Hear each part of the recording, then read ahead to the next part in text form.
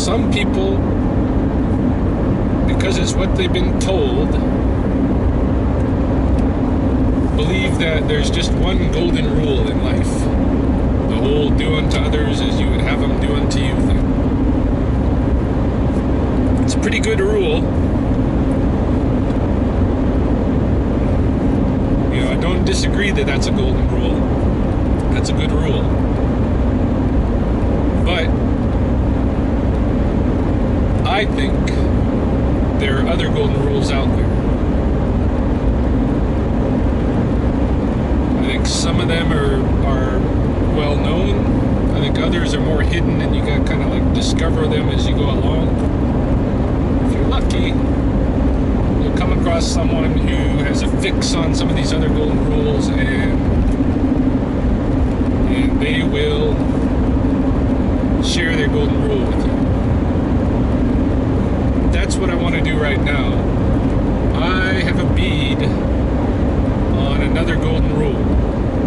I've been advocating this golden rule for a few years now, ever since I came across it. And I like to share it now on my YouTube, because who knows in the future who might see this, and maybe it'll click. You know, you never know. Okay. Golden rule. If you kill it, you must eat it. Let me explain. There is a caveat. The caveat is, let me reframe the rule maybe and add the caveat in there. If you kill it and it's not out of defense for serious physical threat, you must eat it. So the caveat is, you know, if something is attacking you and is going to do some real damage or maybe even kill you, then yeah, you can kill it and you don't have to eat it. So this covers, of course, conflicts in some cases with human beings. However, you know, if you are a jet pilot dumping bombs on towns or what have you, if you're not being fired upon but you're doing the firing, in my book, you should have to eat it. But in general, yeah, if you kill it, you must eat it. Because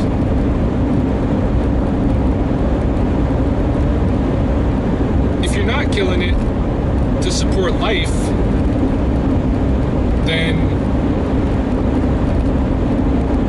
instead of supporting life, what you're supporting is death. See, we are part of a life system, an ecology, and for any member of that ecology to just go around randomly killing, not for because they need to eat or anything like that, but killing out of just convenience. Something's in the way, or they don't like something, they got an irrational fear, they got a project they want to do, and this thing is in the way, they got you know, for whatever other, or some people will just kill for fun, or some people will just kill for ego, for all these other reasons. You know, if you're killing for those reasons, that is psychopathic or sociopathic behavior. Say you're one of these guys that goes trophy hunting. You want to kill a really nice looking fish, or a really, you know, buck deer with a big rack and all of this, so that you can take it to a taxidermist and have it put on your wall. If you're not eating that animal, you're a psycho. You're no different than the serial killer who's going around cutting off nipples and vaginas for his collection. That's weirdo, fucked up behavior.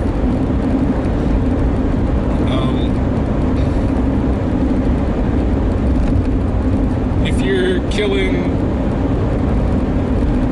just because something's inconvenient for you, you should have to eat it. You shouldn't be allowed to, clear a plot of land of its vegetation unless you're going to do something with that vegetation that supports life. Not only the vegetation, but all the, the animals that are on it.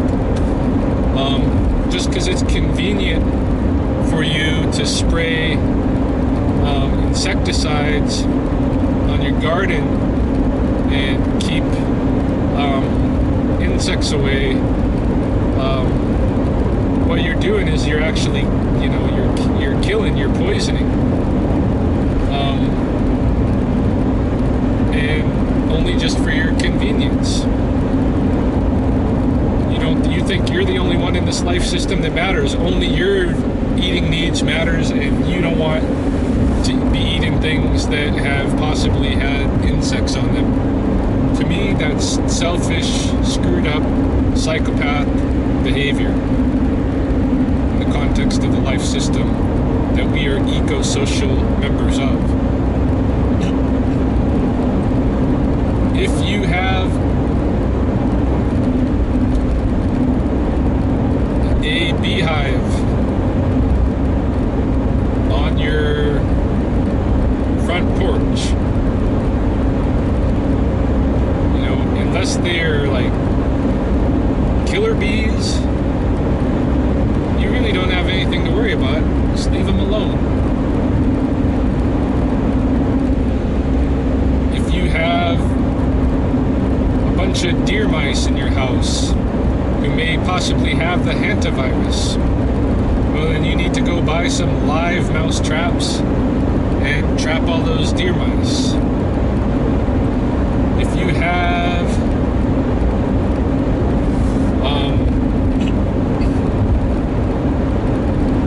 an infestation of some kind in your home, chances are the reason you got that infestation is because of the food resources that you have made available to whatever the insect is or whatever is going on.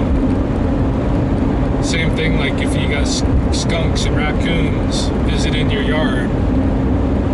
Why are they visiting your yard? Because you got stuff that you've left out there for them to eat. And they're hungry, and everybody's got to eat. Everybody in the life system has to eat. So if you don't want those animals in your yard, don't leave food out for them. Then you got the cases of people that are just like irrationally afraid of some animal. Maybe a spider. A big 200+ pound human being versus a tiny little centimeter thick, weightless little spider that happens to, run across the bathroom floor or show up on whatever wall. And you can have, in some cases, you can have that human being jumping around, screaming, gotta get something to kill the spider. It's nuts, something's wrong with that.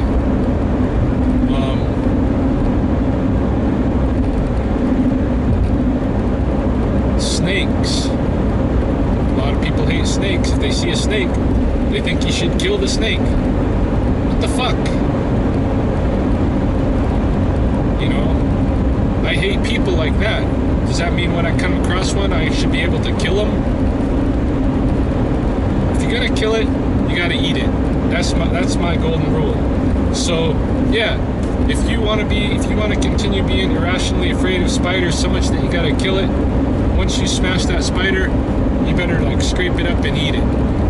You throw a rock at a snake or take your shovel and cut his head off or whatever, better gut him and put him in the oven and roast him up, because Otherwise, you're a psycho.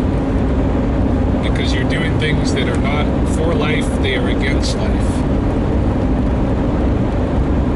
Kill only what you need to support your life. You know, when Lewis and Clark went across North America in their journals, they talk about there being so much life here. You know, every step they took, they'd encounter some little sparrow nest or something on the ground. They said that the magpies used to come in to their tents and eat from their hands. You know, why do you think that is?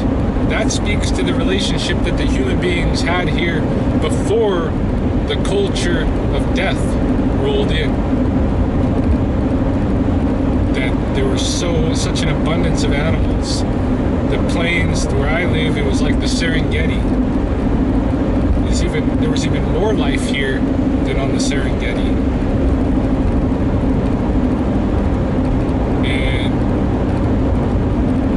Got the death culture come in, all of a sudden a lot of the animals are demonized. The magpies and crows, for instance,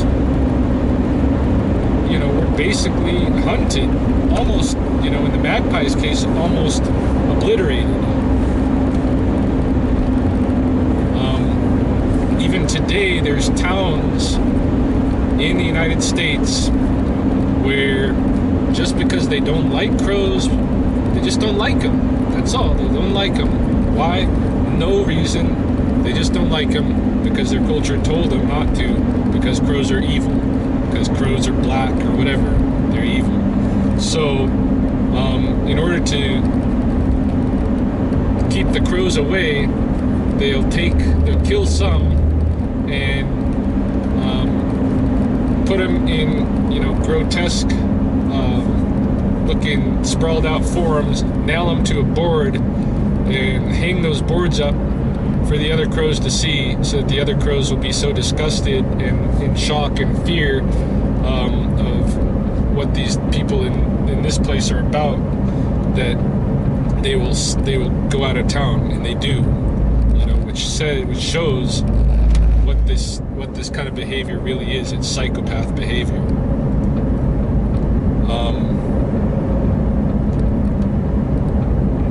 I got a guy I know, a farmer, an old farmer, who brags about the time that he had crows coming into his fields, and so he made a crow trap, and in one day he caught over 100 crows, killed them. Again, why? Just because the crow has been demonized. Not because the crows are actually doing anything wrong to his crops. They're in fact being a natural insecticide, going among the crops and culling out the insects. But dumbass hick decides he's got to kill the crows. You know, there's all kinds of instances like this. You know, wolves are another animal that's been totally demonized. Places where wolves have started, the population has started to come back up after the initial slaughter took them all out. Places where wolves have been reintroduced and the population is starting to grow, they're starting to go back to the demonization and starting to have like wolf cults where people will just go out and kill wolves. Are they going to eat the wolf? Nope. Just kill it. Just kill it because we need to kill it because wolves are bad. Why are wolves bad? Because wolves need to eat too. And so they might end up eating somebody's sheep or somebody's cow or calf or whatever. But the fact is, every animal in the life system needs to eat. It doesn't make it evil. It doesn't even make it a parasite. I hate this word parasite. You know, take fleas for instance. Fleas, you know, they eat blood or what have you. they a parasite? Mosquitoes. Mosquitoes, land on you, pierce you, suck up some blood, fly away. Is that parasite? No, it's going to support their life. That's just what they have to support their life, right? So they're no different than, say, a cow. We don't say that the cows are parasites to the grass. No, cows just eat grass. Fleas just eat what they eat. So forget about this word parasite, except maybe where it applies to ourselves, because if anybody's a parasite, it is the members of this death-dealing culture that are not killing because they need to support life. They're just killing just to kill, just to get rid of these other life forms. That is the immoral, unethical stuff. I think it goes beyond the do unto others rule, because of course under the do unto others, that's even kind of a silly rule. That's almost like the that rule has to have a lot of caveats that aren't said, that are just assumed, because it's just like thou shalt not kill. Are you kidding? Of course we have to kill. In order to survive, you have to kill. It's the death that feeds the life. It's the exchange of the sun's energy that comes through one thing eating another and up and around the food chain. But I do think a more clear and concise golden rule that is very important is this one that I'm talking about. It's more logical. It is, go ahead and kill, but if you kill, and it's not out of self-defense for, something that's actually going to impinge upon your health, if you're just killing for convenience, or out of irrational fear, or for ego feeding, or any of these other reasons, then you must eat what you kill. To me, that would be maybe the number one. I don't know. I would put it above the do unto others rule. I would put it above it, because to me it's a more logical rule. And the do unto others, how are you going to kill anything if you follow the do unto others? You have to kill in order to live. So do you want others to kill you? No, you don't want them to kill you. So under the do unto others rule, you shouldn't kill anything. It's crazy. Life can't go on like that. You have to kill. So what you need is a rule around the killing. Only kill if you're going to eat it. Only kill if it's going to support life. Don't kill,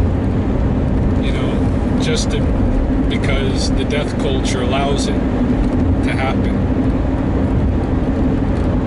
So that is my golden rule. I share it here. Maybe someone will pick up on it and click with them, and it'll spread. Not likely, but I thought at least I did my part. I put it out there. There it is. Take only what you need from this life system.